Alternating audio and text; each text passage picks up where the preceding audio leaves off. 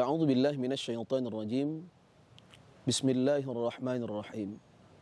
Assalamualaikum warahmatullahi wabarakatuh. Innal hamdalillah alladzi nahmaduhu wa nasta'inuhu wa nastaghfiruh wa na'udzu billahi min shururi anfusina wa min sayyiati a'malina. May yahdihillahu fala mudilla lahu wa may yudlil fala hadiyalah. Asyhadu an la ilaha illallah wa asyhadu annahu sayyidina Muhammadan abduhu wa rasuluh la nabiyya rasula ba'dah.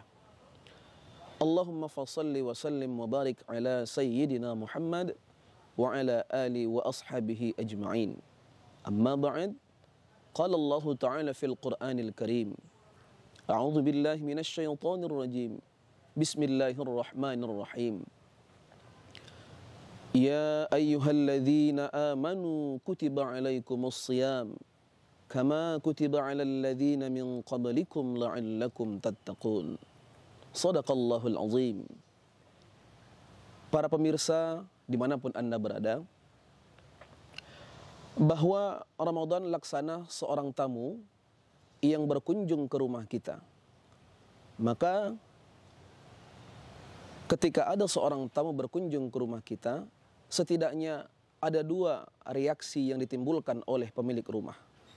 Yang pertama adalah pemilik rumah akan merasakan bahagia, akan merasakan senang ketika seorang tamu berkunjung ke rumah kita. Namun ada yang kedua, reaksi seorang pemilik rumah ketika ada tamu berkunjung ke rumah kita, maka dia akan menaruh rasa senang dan juga akan merasa kehilangan tatkala tamu tersebut pergi keluar dari rumah kita. Sama halnya dengan bulan Ramadan. Bulan Ramadan sejatinya adalah tamu agung yang datang kepada kita umat Islam. Maka sudah semestinya kita bersikap bahagia karena kita kedatangan tamu agung. Para pemirsa dimanapun Anda berada, maka jauh sebelum Ramadan datang, sering kita mendengar doa-doa disampaikan oleh orang-orang. Allahumma barik lana fi Rajab wa Sya'ban wa ballighna fi Ramadan. Maka yang menjadi pertanyaan adalah, wahai Allah, bagaimana mungkin kita merasakan senang ketika bulan Ramadan? Maka sebagai seorang muslim, kita dituntut untuk berbahagia ketika Ramadan sampai. Mengapa kita harus bahagia? Karena di dalam bulan Ramadan begitu banyak keberkahan, karunia, anugerah dan maghfirah yang dijanjikan oleh Allah Subhanahu wa ta'ala. Para pemirsa dimanapun Anda berada, bulan Ramadan menjadi mulia karena salah satunya adalah bulan di mana Al-Quran diturunkan. Allah mengatakan di dalam Al-Quran, A'udzu billahi minasy syaithanir rajim. Bismillahirrahmanirrahim. Syahrul Ramadan alladzi unzila fihi al-Qur'an hudan lin-nasi wa bayyinatin minal huda wal furqan.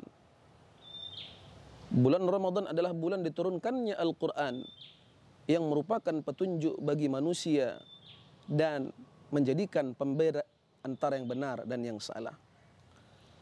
Para pemirsa dimanapun Anda berada, segala sesuatu yang bersinggungan dengan Al-Quran, maka Allah pasti jadikan ia mulia. Nabi kita Muhammad sallallahu alaihi wasallam menjadi mulia karena mukjizat Al-Quran diturunkan kepada baginda Rasulullah Muhammad sallallahu alaihi wasallam. Malaikat Jibril menjadi mulia karena menyampaikan wahyu Al-Quran yang disampaikan kepada Nabi Muhammad sallallahu alaihi wasallam. Maka Ramadan itu pun sendiri menjadi mulia karena di dalamnya adalah Al-Quran diturunkan tepat pada bulan Ramadan. Para pemirsa dimanapun Anda berada, bahwa Ramadan seringkali dijadikan sebagai momentum bagi umat Islam untuk menggapai dan memperoleh ampunan dari Allah. Maka salah satunya yang dianjurkan Nabi dalam hadisnya yang berbunyi, Al-jannatu mushtaqatu ila arba'ati nafarin, bahwa surga merindukan 4 golongan. Maka golongan yang pertama adalah talil Quran, orang-orang yang senantiasa membaca Al-Quran. Bulan Ramadan identik juga dengan bulan Al-Quran. Maka salah satu amalan yang dianjurkan oleh baginda Rasulullah adalah memperbanyak membaca Al-Quran di bulan Ramadan. Kenapa Al-Quran menjadi penting? Karena memang manusia, umat Islam khususnya, memang perlu dengan Al-Quran itu sendiri. Dikatakan dalam Al-Quran, Al-Quran merupakan petunjuk bagi manusia, tidak hanya umat Islam saja. Para pemirsa dimanapun Anda berada, Nabi mengatakan dalam hadisnya, Iqra'ul Quran fa innahu ya'ti yaumul qiyamah syafi'an li ashabih. Baca kamulah Al-Quran, maka sesungguhnya Al-Quran akan datang pada hari kiamat memberikan pertolongannya kepada orang-orang yang sering membacanya. Sebuah logika sederhana, ketika kita mengalami kesulitan di jalan, kemudian banyak orang mungkin yang berlalu lalang, namun tidak ada yang kenal dengan kita, apakah mereka mau menolong kita? Tentunya tidak. Sebab apa? Orang tersebut tidak kenal dengan kita.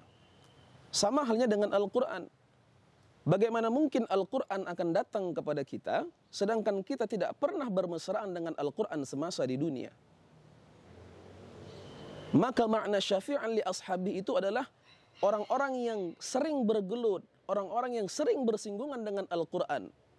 Maka Al-Quran itu akan mencari siapa-siapa orang yang sering bermesraan dengannya semasa di dunia.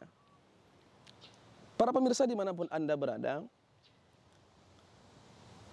Nabi mengatakan, "Man qara'a harfan min kitabillah falahu bihil hasanah wal hasanatu bi'ashri amthaliha." Barang siapa yang membaca satu huruf saja daripada kitab-kitab Allah, Al-Quran, maka baginya adalah satu kebaikan. Dan Nabi mengatakan, dalam satu kebaikan ada 10 pahala yang dijanjikan oleh Allah Subhanahu wa ta'ala. Begitulah dahsyatnya Al-Quran ketika dibaca dengan ikhlas karena Allah Subhanahu wa ta'ala. Bahkan Allah mengatakan, maka barang siapa yang beramal kepadaku, termasuk salah satunya membaca Al-Quran, jika tidak disandarkan kepadaku, kata Allah, maka tidak akan berilah ibadah. Wa ma umiru illa liya'budullaha mukhlishina lahuddin. Maka apapun amal ibadah kita, hendaknya kita sandarkan kepada Allah Subhanahu wa ta'ala.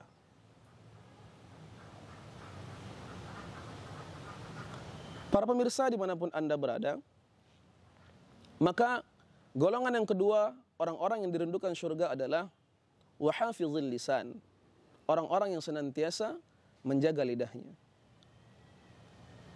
Man kana yu'minu billahi wal yaumil akhir falyaqul khairan aw liyasmut. Kalau kamu mengaku beriman kepadaku, kata Allah, dan beriman kepada hari akhir, maka hendaklah mengatakan yang baik. Maka kalau tak mampu berkata dengan perkataan yang baik, maka diam lebih baik bagimu. Maknanya apa? Kita sebagai umat Islam dituntut untuk mampu menjaga lisan, dituntut untuk menjaga perkataan, agar tidak menimbulkan penyakit hati bagi orang lain. Jangan hanya perkara lidah yang dikatakan tidak bertulang ini terus menyinggung hati manusia, maka Allah akan minta pertanggungjawabannya kelak di akhirat. Dan ini akan menyulitkan apabila yang bersinggungan kita belum sempat memohonkan maaf, meminta maaf kepada orang yang bersangkutan, maka ingat, maka Allah akan menuntut di akhirat kelak. Para pemirsa dimanapun Anda berada, kelompok orang-orang yang dirindukan surga yang ketiga adalah wa mut'imil ji'an. Orang-orang yang senantiasa memberikan makan. Islam adalah agama yang menuntut untuk pemeluknya tidak hanya soleh secara individual saja. Khususnya di bulan Ramadan, puasa Ramadan itu sendiri mengasah kita, melatih kita untuk mampu menjadi insan-insan yang soleh juga secara sosial. Maka salah satu amalan yang sering kita dengar adalah beri kamulah makanan kepada orang-orang yang berbuka puasa, maka niscaya pahala tersebut akan mengalir kepadamu layaknya orang yang sedang berpuasa itu sendiri.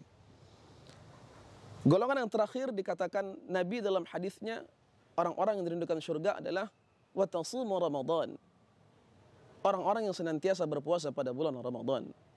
Ramadan, puasa merupakan salah satu dari 5 rukun Islam yang harus dikerjakan.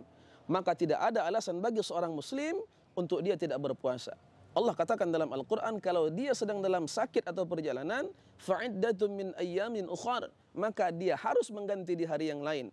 Maka kalau memang dia pun tak sanggup berpuasa karena alasan sakit yang bakal menyebabkan dia semakin kondisinya makin parah, maka Allah haruskan dengan membayar fidyah. Para pemirsa dimanapun Anda berada, akhirnya mari sama-sama kita manfaatkan momentum Ramadan ini guna lebih mendekatkan diri kita kepada Allah Subhanahu wa taala. Lebih-lebih salah satu amalan yang sangat mudah dan gampang yang kita kerjakan adalah selalulah senantiasa akrab dengan Al-Qur'an. Selalulah bermesraan dengan Al-Qur'an. Maka sesungguhnya kalau kita akrab dengan Al-Qur'an, pada akhirnya nanti insyaallah Allah akan memberikan syafaat Al-Quran itu kepada kita, dan mudah-mudahan dengan wasilah itu kita akan selamat di dunia dan di akhirat. Para pemirsa dimanapun Anda berada, kiranya ini yang bisa disampaikan, mudah-mudahan yang sedikit ini bisa bermanfaat kepada kita bersama, dan khususnya pada pemirsa yang menyaksikan tayangan ini. Mudah-mudahan ada manfaatnya. Subhanakallahumma bihamdik, asyhadu an la ilaha illa anta, astaghfiruka wa atubu ilaik. Ila liqa' ma'as salamah. Assalamualaikum warahmatullahi wabarakatuh.